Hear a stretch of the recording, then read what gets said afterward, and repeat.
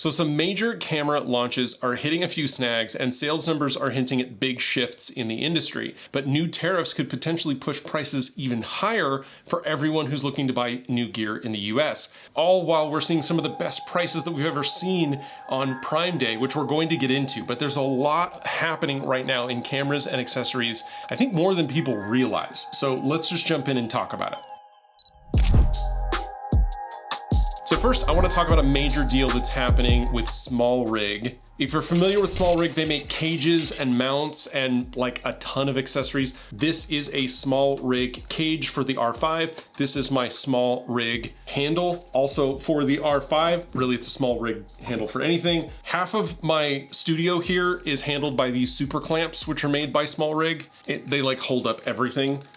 This is a SmallRig light. This is a SmallRig light. And companies like SmallRig, Newer, and Godox are doing tons of deals right now. And considering what might be coming down the road in terms of price increases, now might be the time to pick up some of this stuff. But they make rigging accessories, they make lights, they make a ton of stuff, and there's some huge deals going on. So if you've been waiting to add cages or handles or other solutions to your kit, again, if you don't have like 10 clamps or arms or things like that from companies like SmallRig, you need to get them because they make your life a lot easier. I would show you more of them. I mean, this is a SmallRig little mini clampy deal right there. I have them everywhere. And SmallRig doesn't normally run statewide sales super often. And in some cases, those bundle deals include discounts. And those may be affiliate links. I'm gonna put them down below and I'm gonna put cards up above to everything that I've shown you and mentioned, and some of it's gonna be in my gear lists. So even though price cuts do kind of feel standard, the scale of this sale is getting the attention of a lot of working photographers and videographers because there are a lot of products that are marked down, some by well over 25%.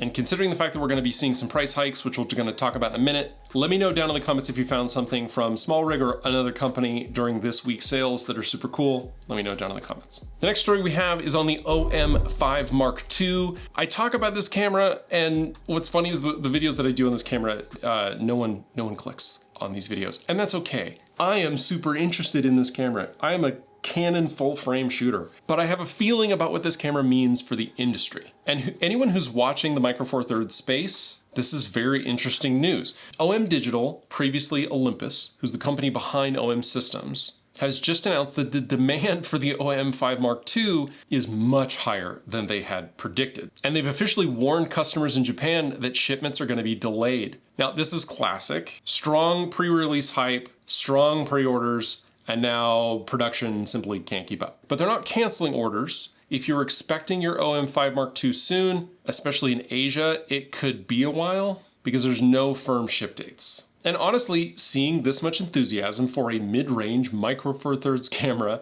isn't something that a lot of people expected. I did, because I was enthusiastic about it. Especially though, as buzz has moved mostly to full frame, I think that this speaks volumes about what the OM lineup and the loyal base of OM and Micro Four Thirds shooters are looking for, and how this type of camera can potentially compete with both compact cameras on the size side and on full frame and APS-C cameras on the feature side. So if you're waiting for an OM5 Mark II, or if you were looking at one, is this gonna give you a second guess? Okay, we talked about numbers at the top of the video. The May 2025 SEPHA numbers are out. Let's take a quick look. For those not familiar, SEPHA is the official industry group that tracks global camera production and shipments. So when these numbers change, it's usually evidence that the market is shifting one way or another, whether it's by brand or by type or specific models that have been super popular. And I want to pause for just a second because I've gotten some flack in the past about including this information in my videos.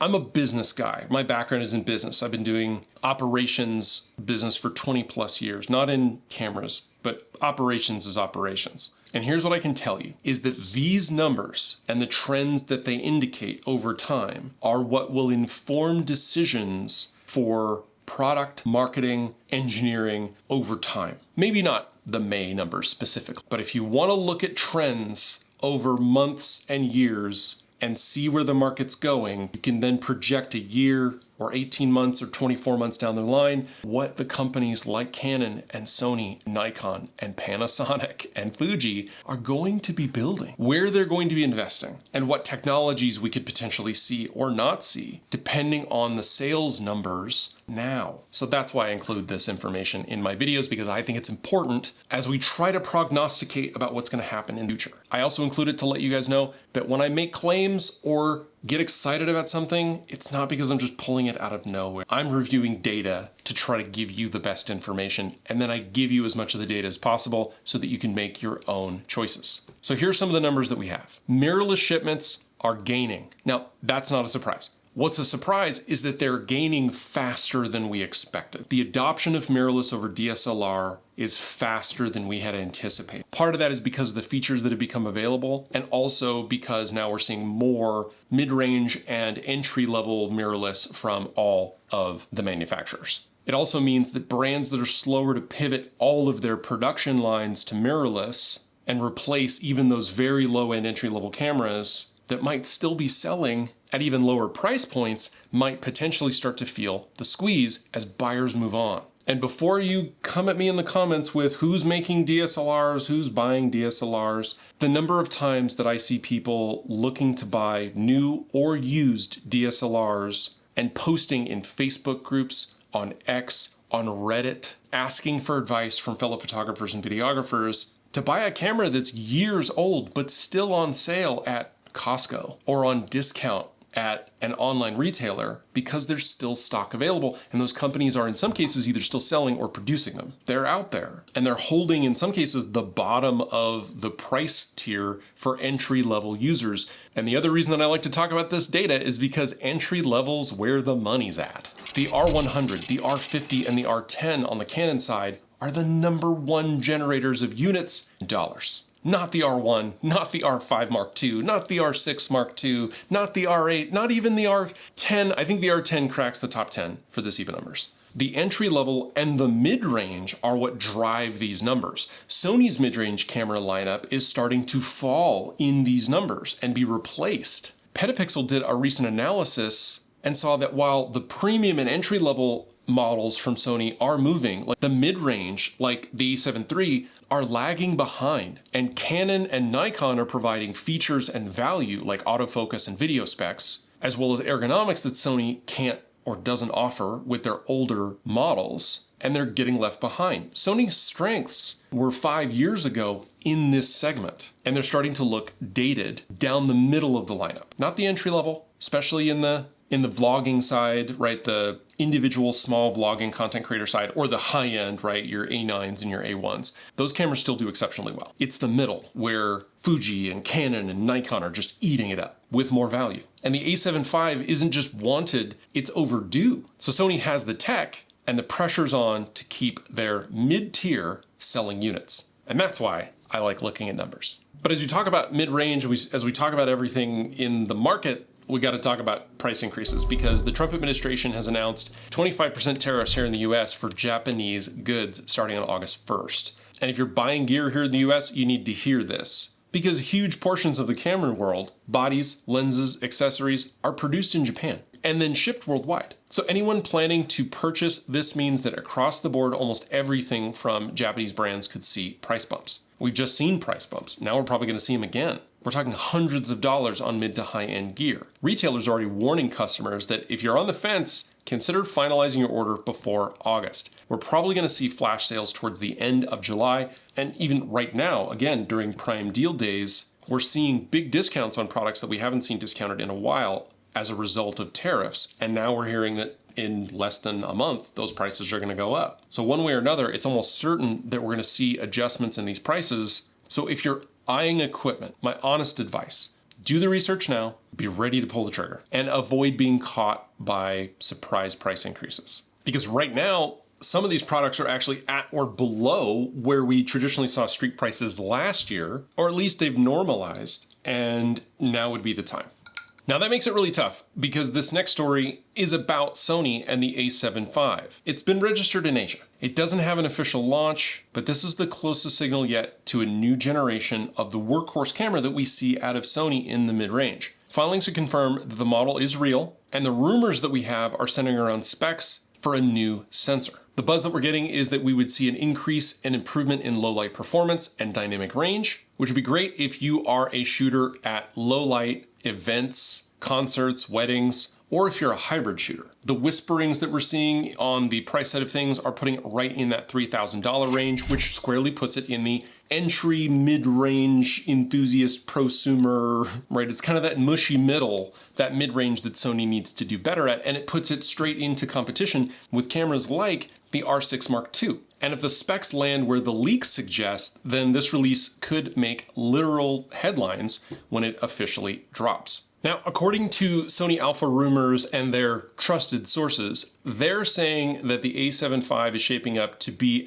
a significant upgrade from the A7 IV. And the speculation, and I'm gonna pause and just say speculation is the word that was used here. So grain of salt all around. But they're claiming that there's the possibility of either a 33 megapixel stacked sensor or a traditional 44 megapixel sensor. But either way, offering better readout than the current A7 IV with a performance of about 20 frames per second in burst shooting, as well as improved heat management and enhanced video capabilities. Also potentially expecting a boost in the EVF resolution from 3.8 megapixels up to 5, AI processing, as we see in pretty much every camera now, with the same body and screen as the A1 II. Now, I know the $3,000-ish price point doesn't sound super appealing to folks looking for something closer to the $2,000 to $2,500 number, but honestly, I don't think that's where the mid-range is anymore unless something significantly changes as it relates to the US dollar and relations between Asia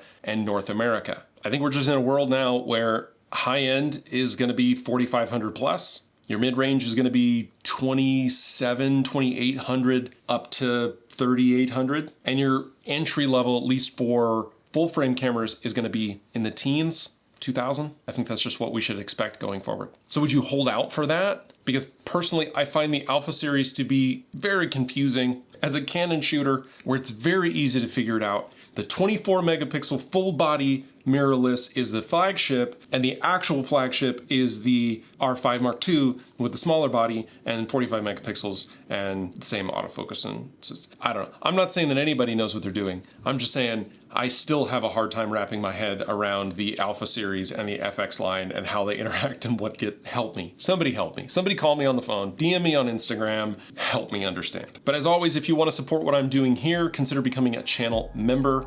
You'll get those exclusive LUTs and resources, as well as highlighted comments and member-only live videos. You'll also get early access to new uploads. Also, if you're looking to book a photo or video session, all the details and booking information are down in the description, where you'll also find all the gear links, all the links that we talked about today in today's video, including my 2025 Content Creators Essential List for beginners and all the deals that I've been able to find for Prime 4-day week. Now, those are affiliate links, so they do go to benefit the channel. But as always, the easiest way to support the channel is to like, subscribe. Those are free, and it goes a long way to help me out here. Thank you again for watching, and I'll see you in the next one. Thanks. Bye.